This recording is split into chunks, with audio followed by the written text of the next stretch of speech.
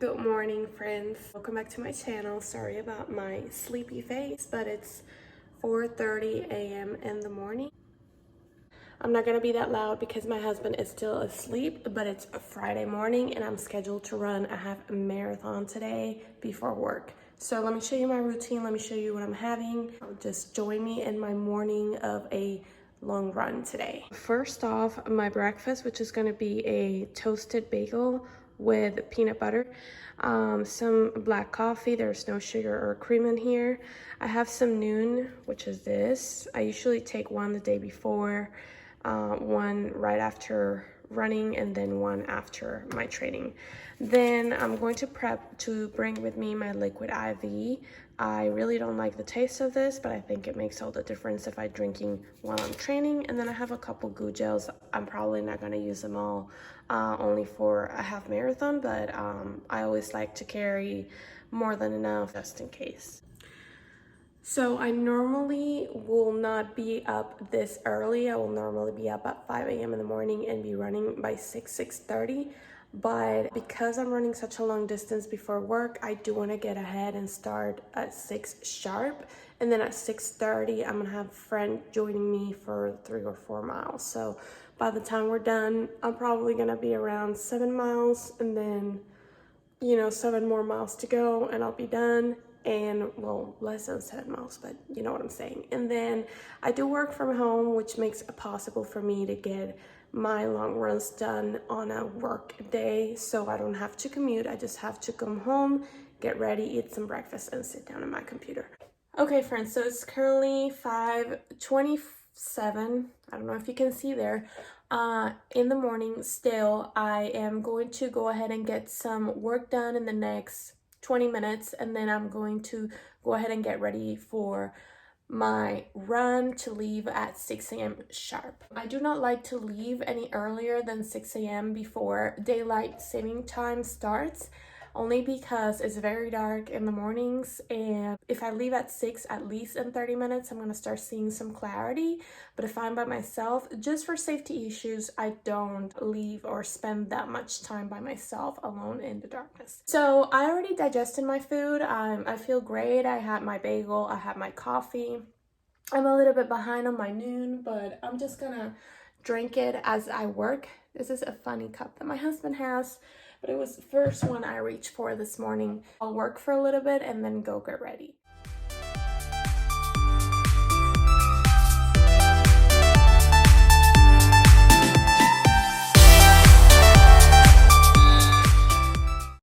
Noon is finished. Got my bottle here. Going to continue to drink some water, and I'll see you when I'm braiding my hair. All right, so I'm already dressed and I'm gonna braid my hair now. I already brushed it, and well, I had the wonderful idea of checking the weather, and to my surprise, it's 48 degrees, which is very cold for Miami, like extremely cold for Miami. And I'm gonna go with no sweater, so pray for me. I know you might be laughing, but it's very cold for me. But the reason why I'm forcing myself to go without a sweater is because this is probably gonna be the weather on race day. I'm not racing in Miami, so I just wanna be prepared, because I'm probably gonna be shivering cold, but I don't want to be carrying a sweater with me because I know that after 5 miles I'm going to be hot. So I need to really expose myself to the cold so that it's not that bad on race day. This is probably my favorite hairstyle. It's just a simple braid whenever I go for a run, for many reasons. First of all, your hair is not bouncing around, sticking to your back, your sweaty back.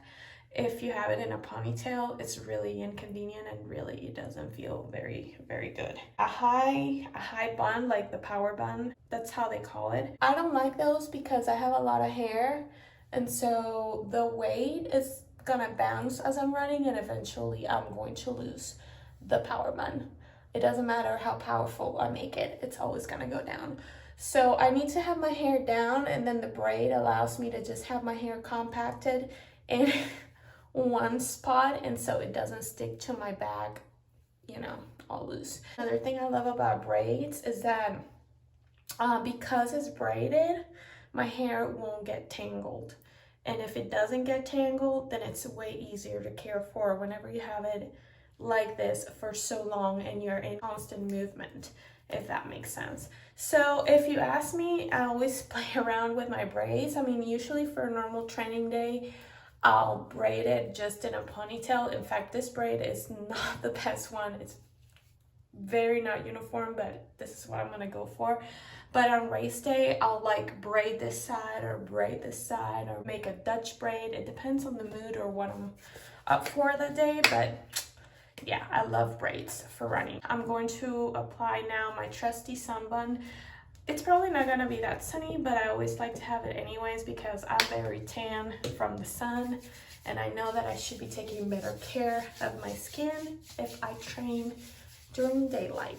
So I'm gonna apply a generous amount in my arms, on my legs, and in my face too. And if you're a dermatologist, please skip this part because I am gonna apply the same sunscreen. I am not going to use a face sunscreen. I don't have one, so this is what I'm gonna use. I guess it's better than nothing. You know, it's 6 a.m. already, and I'm still applying sunscreen. It's crazy because when you're filming, everything takes so much longer. Like by this time, I'd be already out the door and I'm still putting sunscreen.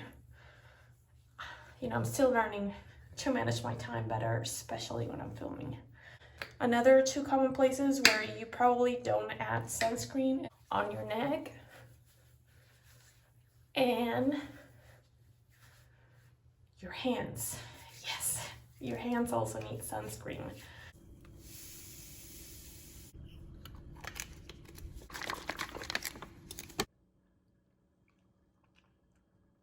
Ugh, this is really nasty flavor. Girl, you're so hot like summer, and I don't wanna want that lover. You give me feels that you do, no one can do it like you.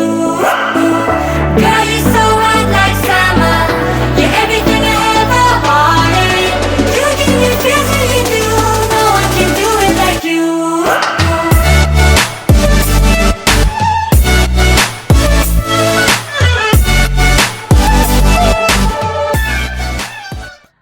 Friends, so that was a half marathon done this morning. It's currently 9:10 a.m. I am supposed to be working by now, but I'm just gonna go hop in the shower and get ready really quick. But 2 things make me delay my plan for today. The first one was the fact that I did not start at 6 a.m., but I started at 6:20. That was because I was filming, and that put things a little bit behind on my schedule. The second thing was because I had to stop at mile 10, and I'll explain later what exactly happened.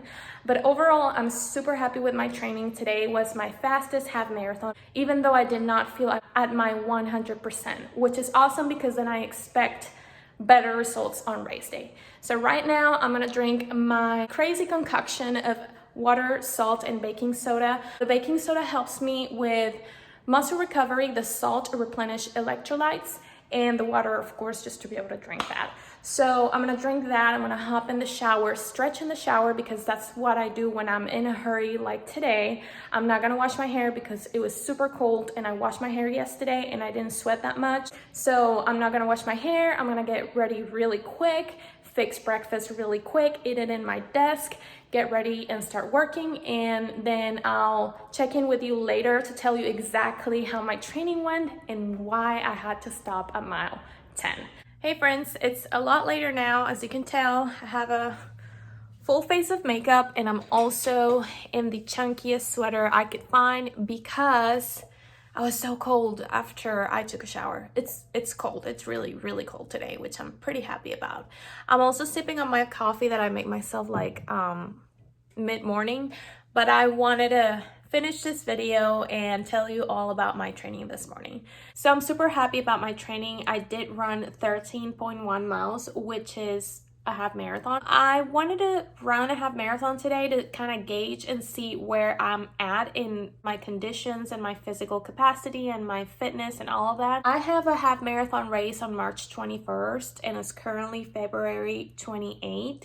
I do feel like this training cycle was all over the place. I don't know what happened, but a training of 12 weeks like I usually do just did not happen. And it was because at first I was gonna do another race that I then decided not to do, and then that kind of messed up the entire cycle. So I have been very good with my long runs and with my weekly mileage, but I kind of wanted to see, if what happens if I run a half marathon? Will I hit the wall? Will it feel easy? And I'm super happy because today I managed to run this half marathon the fastest that I've ever done it. My PR, I reached it March last year, and I did it in 2 hours and 20 minutes and 26 seconds. And then this morning I ran in 2 hours, 19 minutes and 59 seconds. So that's a PR of 27 seconds. I know it's unofficial because I didn't do it on a race. I was in training, but I'm super happy because I was not feeling at my 100% physically. The reason why is because I am starting a new menstrual cycle. And if this is TMI for you, I will tell you to fast forward for the next few minutes or so that I'm going to be talking about it. But the truth is that female athletes, they are still women and they still have their periods. I happen to have very painful periods. I have that checked out with my OBGYN and everything seems to be normal. But I do get very painful cramps and that really affects my training when they come. Sometimes I'm not even able to finish my runs because of how painful they are. Sometimes I'm not even able to make it or show up that day to run because I have spent the entire night cramping. So this morning I was feeling a little weak, and I could tell because I really know my body, I really know my energy. And this morning, even though I had done everything that I always do before a long run and I had slept well, I was just feeling weak. And then by mile 8 or 9, boom, the cramps started to hit.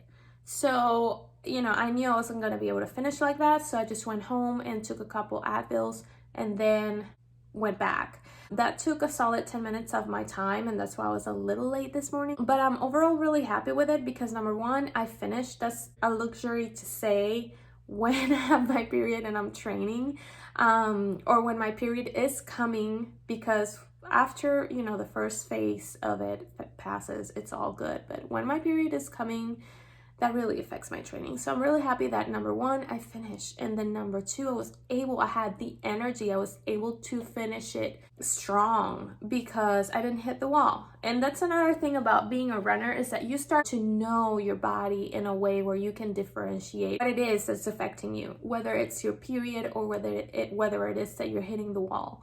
Because I knew this morning that I was just getting my period, I knew it wasn't me hitting the wall. So it was mentally so much easier. If you're not a runner and you don't know what the wall is, I don't know how to explain it, but it's just like when you hit a wall, it's so hard to move and to even lift your legs and put one foot in front of the other. So it's probably the worst thing that can happen when you are running, training, or racing. And thank God that didn't happen today, even though I was cramping. So yeah, that was pretty much my morning, running a half marathon before work. I hope you have enjoyed this video. Please do not forget to comment, like, and subscribe if you like this comment, because it really helps me a lot to know that there's people that's getting interested by this crazy content or by this crazy runner lady who loves to talk about running and cramping and all of that. Thank you so much for sticking through the end and watching, and I'll see you in the next video. Bye.